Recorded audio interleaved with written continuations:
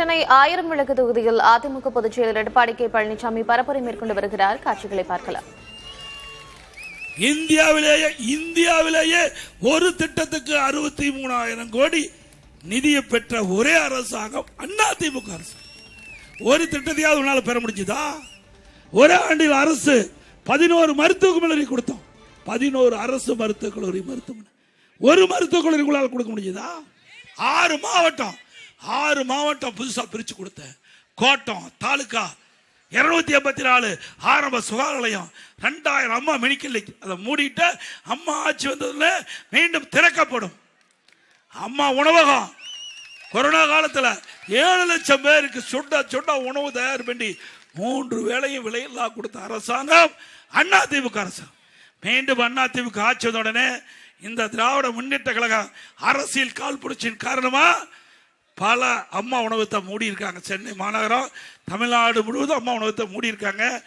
அங்கே தரமான பொருள் கொடுக்கறதில்ல, பொருள் குறைவாக கொடுக்குறாங்க. அந்த உணவு தயாரிக்கின்ற பணியாளர் குறைச்சிருக்கிறாங்க. மீண்டும் அதிமுக ஆட்சிக்கு வந்தால் நிறைய பணியாளர் நிரப்பப்படும், தரமான உணவுப் பொருள் கொடுக்கப்படும், ருசியான உணவு அம்மா உணவகத்தில் குறையும். உங்களால் மீண்டும் சொல்றேன், இந்த மக்களால் மீண்டும் அதிமுக ஆட்சி மலர்வது உறுதி. அப்படி அதிமுக ஆட்சி மலர்ந்தவுடனே முதலமைச்சர் கட்டுப்பாட்டில் அம்மா உணவகம் இருக்கும். நேரடி பார்வையில் இருக்கும். நேரடி பார்வை முதலமைச்சருடைய நேரடி பார்வையில் அம்மா உணவகம் இருக்கும். தரமான உணவு கொடுக்கப்படும். தனி அதிகாரி நியமிக்கப்படுவார். தனி அந்த உணவு ருசியான உணவு என்று மக்கள் பாராட்டுகின்ற அளவுக்கு பாராட்டை பெறும் அதிமுக அரசாங்கம். அது மட்டும் இல்ல, விலைவாசி நான் ஏற்கனவே விலைவாசி வரி இன்றைக்கு மின் கட்டணம் 67% ஆச்சு. கடைக்கு 6-9 2 மடங்கு வசூல் பண்றாங்க. அதே போல வீட்டு வரி 100% உயர்த்தியாச்சு. மீண்டும் 6% உயர்த்தி இருக்குது. கடைக்கு 100% உயர்த்தியாச்சு. 6% உயர்த்துறாங்க. இனி அதிமுக ஆட்சி வந்தா அந்த வீட்டு வரி கடை வரி குறைக்கப்படும். குடிநீர் வரி போட்டாச்சு, குப்பைக்கு வரி போட்டாச்சு. இன்னும் கேவலம் எதுதான் ஊழல் செய்யுதுன்னு வேண்டாம், கழிப்பறை பராமரிக்கிறது அதுல கூட ஊழல் செய்த அரசாங்கம் தேவையா? அதிமுக ஆட்சியில் இன்றைக்கு சென்னை மாநகர பகுதியில் இருக்கின்ற மக்கள் மழை காலத்தில் தண்ணி தேங்காம அதை உடனடியாக மழை பெய்ய தண்ணி வடிவேடுவதற்காக மழைநீர் வடிகால் வசதி செய்வதற்காக அதிமுக ஆட்சியில் 2400 கிலோமீட்டர் நாங்க சர்வே செய்து நாங்க தயாரா வச்சிருந்தோம். உலக வங்கி, ஜெய்கா வங்கி கடன் பெற்றோம். 1240 கிலோமீட்டர் நீளமுள்ள வடிகால் வசதியை நாங்க செஞ்சு கொடுத்தோம். மீதமுள்ள phase 1, phase 2, phase 3, phase 4 நாலா பிரிச்சோம். phase 1, phase 2 அதிமுக ஆட்சியில் முடிஞ்சது. நாம கொண்டு வந்த திட்டம், நாம வாங்கி வந்த நிதி கமிஷனுக்காக மழை காலத்தில் கூட அதை சரியா அந்த மழைநீர் வடிகால் பணி செய்யல. ஒரு வருடம் முதலமைச்சர் 98% முடிச்சுக்கிறார். இன்னொரு அமைச்சர் 75% முடிச்சுக்கிறார். இன்னொரு லோக்கல் இருக்கிற அமைச்சர் யாதர் மாசாவா அவரு 20 சென்டிமீட்டர் மழை பெஞ்சா கூட ஒரு சொட்டு தண்ணி நிக்காதான்.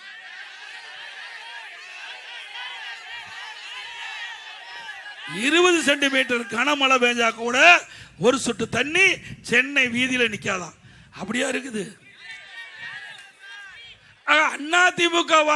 அதிமுக ஆட்சியில் கொண்டு வந்த திட்டத்தை கூட முழுமையா நிறைவேற்றப்படாத அரசாங்கம் திமுக அரசாங்கம் எண்ணி பார்க்க வேண்டும்.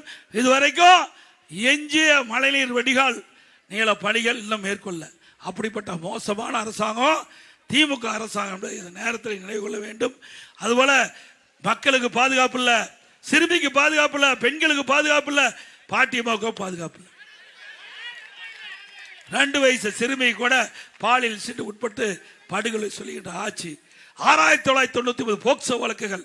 போக்சோ வழக்குனா சிறுமிகள் பாலியல் சீண்டலுக்கு உட்பட்டு பதிவு செய்யப்பட்ட வழக்குகள் போக்சோ வழக்கு. 5 வருஷத்துல 1999 18,000 பாலியல் வழக்குகள் பதிவு செஞ்சிருக்கு. இப்படிப்பட்ட கேடுகட்ட ஆட்சி தேவையா? எவ்வளவு மோசம்! எங்க பார்த்தாலும் கஞ்சா விற்பனை. இன்னைக்கு கிராமத்திலிருந்து நகர் வரை மூலம் முழுக்க எல்லாம் கஞ்சா வைக்கிறான். இந்த கஞ்சா போதை ஆசாமியை தான் கொலை கொல்ல திருட்டு வழிப்பறி பாலியல் நடக்காத நாளே இல்லை. ஏன்னா விற்கிறவங்களுக்கு துணை நிற்கிறது யாரு? திமுக காரன். அப்புறம் எங்க போய் காவல்துறை பிடிக்கும்? ஆகவேதான் இன்றைக்கு இந்த கஞ்சாவை கட்டுப்படுத்த முடியல. அண்ணா திமுக ஆட்சி மலர்ந்த உடனே 3 மாதத்தில் சென்னை மாநகரம் மட்டுமல்ல தமிழ்நாடு முழுவதும் கஞ்சா விற்பனை முற்றிலும் ஒடுக்கப்படும், ஒழிக்கப்படும். கஞ்சா விற்பனை முழுவதும் ஒழிக்கப்படும். சட்டத்தின் ஆட்சி நடக்கும். அதே போல 5 லட்சம் கடன் வாங்கியிருக்கிறேன். 5 லட்சம் கோடி கடன் வாங்கிட்டீங்க. இந்த கடன் எல்லாம் யாரு கட்டுறது? நீங்க தாங்க கட்டணும். யாரு கட்ட போறா? இந்த ஆட்சியுடைய சாதனை நம்ம எல்லாம் கடன்காரனாக்கன்னு தான். எல்லாம் கடன்காரன் ஆக்கிட்டு போயிட்டார். அண்ணா திமுக ஆட்சி இருந்ததை விட திமுக ஆட்சியில வருமானம் கூடுதலா இருந்து எது கடன் வாங்குற? எங்க போய் சேரணுமோ பணம் அங்க போய் சேர்ந்து. அதையெல்லாம் அண்ணா திமுக ஆட்சி வந்தன தோண்டி எடுத்து அதை மக்களிடத்தில் தெளிவுபடுத்தப்படும் என்று சொல்றேன். அதோட திமுக ஆட்சிக்கு வந்து 5 லட்சம் பேருக்கு வேலை வாய்ப்பு தருவதா சொன்னாங்க. அரசாங்கத்தில் 5 லட்சம் காலி பணியிடங்கள் சொன்னாங்க. அந்த காலி பணியிடங்கள் இதுவரைக்கும் நிரப்புனாங்க பார்த்தா 94,000 பேர் தான் நிரப்பி இருக்கிறாங்க. 5 வருஷத்துல பணி ஓய்வு பெற்றவங்க 1 லட்சம், பணி நியமனம் 94,000, அதுலயே 6,000 பாக்கி. அப்ப கொடுக்கப்பட்ட வாக்குறுதி நிறைவேற்றிருக்காங்களா? நீட் தேர்வு ரத்து பண்ணாங்களா? தேர்தல் நேரத்தில் கொடுக்கப்பட்ட வாக்குறுதி முழுசு நிறைவேற்றினாங்களா? மாதந்தோறும் கேஸ் சிலிண்டர் 100 ரூபாய் மானியம் கொடுத்தாங்களா? பெட்ரோல் டீசல் குறைக்கலாம் குறிச்சாங்களா? கல்வி கடன் ரத்துனாங்க, மாணவர்கள் ரத்து பண்ணாங்களா? ஒன்னும் செய்ய கிடையாது. மக்களை ஏமாற்றி புதுசா ஒரு அறிவிப்பு இருக்கார். கூப்பன் கொடுப்பாங்க. கூப்பன் யாரு கொடுப்பா? திமுக காரன். ஆட்சிக்கு வர்றது 100% முடியாது. ஆனா திமுக ஆட்சிக்கு வர்றது 100% முடியாது. ஆனா அந்த அறிவிப்புல கூட திமுக குடும்பத்துக்கு என்ன வருமானம் அதை பார்த்து தான் அறிவிப்பை கொடுத்துருக்காங்க. கூப்பன் கொடுத்தா தானே கமிஷன் கிடைக்கும். நேரடியா வங்கிக்கு அனுப்புனா கிடைக்குமா? அண்ணா திமுக ஆட்சி மலரும். அண்ணா திமுக ஆட்சி மலர்ந்த உடனே இன்றைக்கு விலைவாசி உயர்வு, வரி உயர்வு, இதனால் மக்கள் பாதிச்சிருக்கிறாங்க.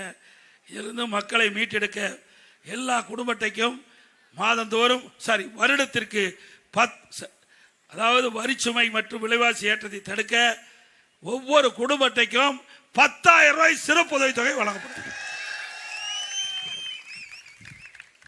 குடும்ப அட்டை வைத்திருக்கின்ற குடும்ப தலைவி மீது மாதந்தோறும் 2,000 ரூபாய் வங்கி கணக்கில் செலுத்தப்படும். எல்லா குடும்ப அட்டைதாரருக்கும் விலை இல்லாமல் பிரிட்ஜ் வழங்கப்படும். அதே போல 5 லட்சம் பெண்களுக்கு அம்மா இருசக்கர வாகனம் 25,000 மானியத்தில் வழங்கப்படும். வருடத்திற்கு 3 கேஸ் சிலிண்டர் விலையில்லாமல் குடும்பத்திற்கு வழங்கப்படும். தீபாவளி என்று பெண்கள் மகிழ்ச்சியா பண்டிகை கொண்டாடுவதற்கு எல்லா பெண்களுக்கும் பட்டுப்புடவை வழங்கப்படும். ஆட்டோ ஓட்டுநர்கள் சங்கத்தில் பதிவு செஞ்சு புதுசாக ஆட்டோ வாங்கினா 75,000 ரூபாய் மானியம் வழங்கப்படும். அதே போல மகளிருக்கு கட்டணம் இல்லாமல் பேருந்தல், இனி ஆண்களும் நகர பேருந்தில் கட்டணம் இல்லாமல் பயணம் செய்யலாம். இன்றைக்கு நம்முடைய சாலை ஓரமாக வைத்திருக்கின்ற சிறு வியாபாரிகள் கூட்டுறவு சங்கத்தில் வாங்கிய கடன் தள்ளுபடி. மீண்டும் புதிய தொழில் தொடங்கணும்னா 2 லட்சம் வரைக்கும் ஜாமீன் இல்லாமல் குறைந்த வட்டியில் கடன் வழங்கப்படும். மாற்றுத்திறனாளி கூட்டுறவு வங்கியில் வாங்கிய கடன் முழுவதும் தள்ளுபடி. அதிமுக ஆட்சி அமைந்ததும் 3 மாதத்தில் கஞ்சா புழக்கம் முடிவுக்கு கொண்டுவரப்படும் என்று வாக்குறுதிகளை அளித்து வாக்கு சேகரிப்பில் ஈடுபட்டார் அதிமுக பொதுச் செயலர் எடப்பாடி கே பழனிசாமி. சென்னை 1000 விளக்கு தொகுதியில் போட்டியிடும் வளர்மதியை ஆதரித்து அவர் வாக்கு சேகரிப்பில் ஈடுபட்ட காட்சிகளை பார்த்தோம். விவரங்களை பின்வரும் செய்திகளில் விரிவாக பார்க்கலாம்.